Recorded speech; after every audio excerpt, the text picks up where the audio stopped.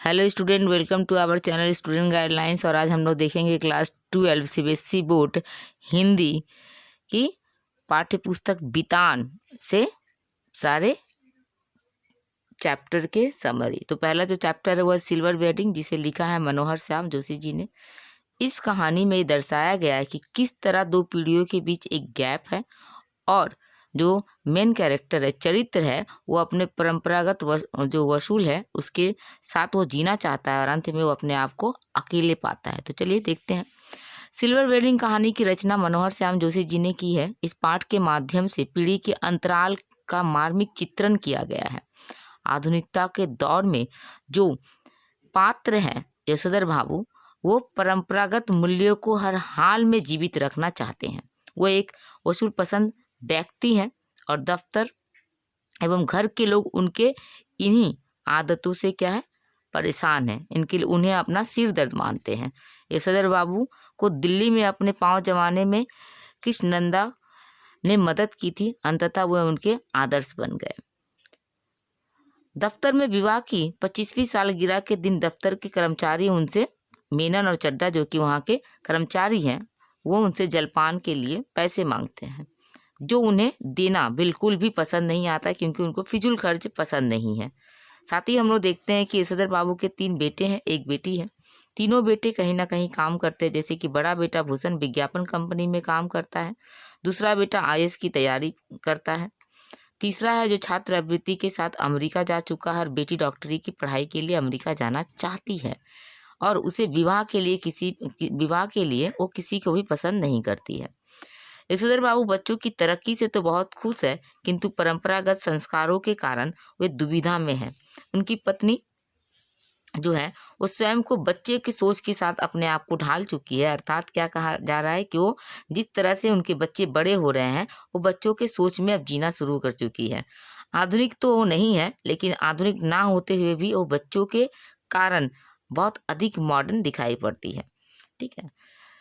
बच्चे हर घर पर क्या करते हैं, सिल्वर वेडिंग की पार्टी रखते हैं जो यशोधर बाबू के वसूलों के खिलाफ होता है। उनका बेटा उन्हें ड्रेसिंग गाउन गिफ्ट करता है। जब सुबह दूध लेती समय वक्त उनसे कहा जाता है कि आप इन्हें पहन कर जाइए, जिसे पहनकर उन्हें दूध लेते वक्त जाने के लिए कहा जाता है, जो उन्हें अच्छा नहीं लगता है। बेटे का ज़्यादा तनख्वाह पाना और स्वयं उसे अकेले खर्च करना, उनसे किसी भी बात पे सलाह मशवरा नहीं करना, ये यशोधर बाबू को बहुत ही बुरा लगता है। और अंत में देखते हैं कि जीवन के इस मोड़ पर आकर यशोधर बाबू स्वयं को अपने असूलों के साथ अकेले पाते हैं। तो ये थी सिल्वर वेडिंग। चलिए अब अगली जो कहानी है उसको देख लेते हैं, जो है जूझ।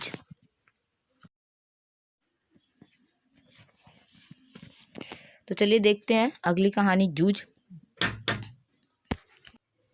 चलिए देखते हैं अगली कहानी, जो है आनंद कुमार यादव की लिखी हुई जूझ। आनंद यादव, सॉरी।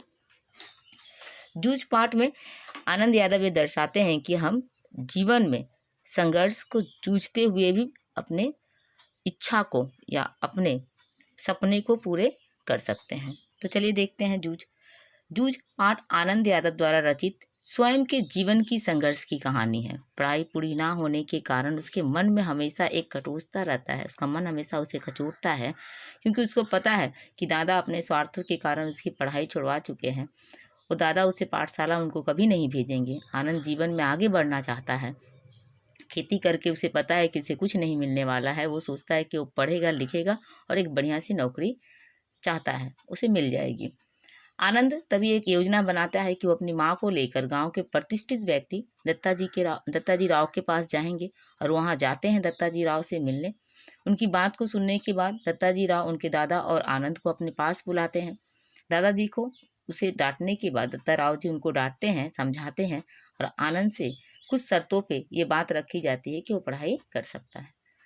उसके बाद आनंद खेती में का मदद करते हुए उनके सभी बातों को अच्छी तरह से मानते हुए, खुशी से मानते हुए पढ़ाई शुरू करते हैं। शुरू में शरारती बच्चे उन्हें परेशान करते हैं, लेकिन धीरे धीरे फिर उनका मन पढ़ाई में लगने लगता है।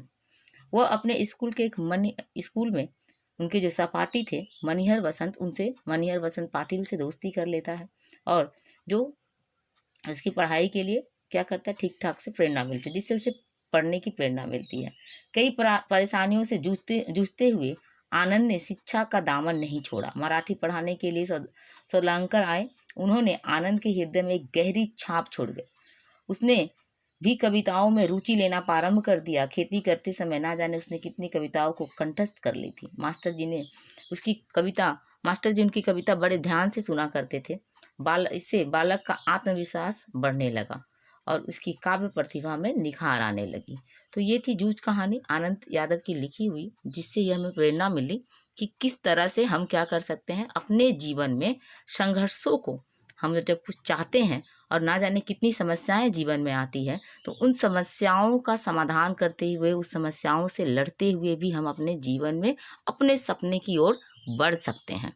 ठीक है, तो चलिए आगे देखते हैं। अगला है जो कहानी अतीत में दबे पांव, जिसे लिखा है ओम थानवी ने। ये एक यात्रा वृतांत है। ठीक है, तो चलिए देखते हैं। यह ओम थानवी के यात्रा वृतांत और रिपोर्ट का मिला जुला रूप है। उन्होंने इस पाठ में विश्व के सबसे पुराने और नियोजित शहरों, जो शहर था मोहनजोदारो तथा हड़प्पा का वर्णन किया है। पाकिस्तान के सिंध प्रांत में मोहनजोदारो और पंजाब प्रांत में हड़प्पा नाम का 2 नगर है। जैसा कि हम जानते हैं कि ये हड़प्पा सभ्यता से जुड़ी हुई है, सिंधु घाटी की सभ्यता से, पहली सभ्यता जो मानी जाती है भारतीय उपमहाद्वीप के। तो नाम के 2 नगरों को पुरातात्विकों ने खुदाई के दौरान खोज निकाला था। मोहनजोदारो ताम्रकाल का सबसे बड़ा शहर था। मोहनजोदारो का मतलब मुर्दा का टीला। यह नगर मानव निर्मित छोटे छोटे टीलों पर बना था। मोहनजोदारो में प्राचीन और बड़ा बौद्ध स्तूप भी है। इसकी नगर योजना अद्वितीय है। लेखक ने खंडर हो चुके टीलों, स्नानागार, मृद भांडों, कुओं, तालाबों, मकानों, मार्गों का उल्लेख किया है, जिसमें शहर की सुंदर नियोजन व्यवस्था का पता चलता है। बसंती में घरों के दरवाजे मुख्य सड़क की ओर नहीं खुलते थे। हर घर में जल निकास की व्यवस्था है। सभी नालियों ढकी हुई है। पक्के ईंटों का प्रयोग किया गया है। जैसा कि हम लोग जानते हैं सिंधु घाटी सभ्यता की विशेषताएं हैं, उनका नगर योजना उनकी विशेषताएं हैं, मुख्य सड़क विशेषताएं रही, तो उनका यहाँ पर उल्लेख किया गया है। नगर में 40 फुट लंबा और 25 फुट चौड़ा एक महाकुंड भी है। इसकी जो तल है पक्के ईंटों से बनी हुई है। कुंड के पास 8 स्नानाघर है। कुंड में पानी की व्यवस्था के लिए कुआं, एक विशाल कोठार भी है जिसमें अनाज रखा जाता था, जिसे भंडारा कहा जाता था। जिससे उन्नत खेती का निशान प्राप्त होता है, जिससे पता चलता है कि उनकी खेती उन्नत हुआ करते थे। कपास, गेहूं, जौ, बाजरा, उसके साथ क्या आदि का प्रमाण है। सिंधु घाटी सभ्यता में ना तो भव्य राजमहल मिले, ना ही भव्य मंदिर। नरेश के सर पर नरेश भी छोटा है।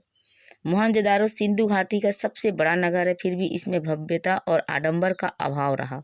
उस समय के लोगों ने कला और सुरुचि को महत्व दिया। नगर नियोजना, धातु एवं पत्थर की मूर्तियां, मृदभांड, उन पर चित्रित मानव और अन्य आकृतियां, मुहरे, उन पर बारीकी सिंधु सभ्यता की गई चित्रकारी एवं पुरातत्व के मुताबिक सिंधु सभ्यता की एक खूबी उसका सौंदर्य बोध है, जो राज्य घोषित या धर्म पोषित ना होकर समाज पोषित था। क्या कहा गया? मतलब कहा गया कि ये जो अतीत के में दबे पांव, मतलब जब हम जाते हैं कहाँ सभ्यता की ओर, किस सभ्यता? सिंधु घाटी की सभ्यता में हम देखते हैं कि वहाँ पर बाहरी आडंबर को नहीं दर्शाया गया, किसी भी तरह का धर्म पोषित नहीं है, क्योंकि मंदिरों का ना मिलना ये बताता है वो किसी धर्म से वो लोग पोषित नहीं थे।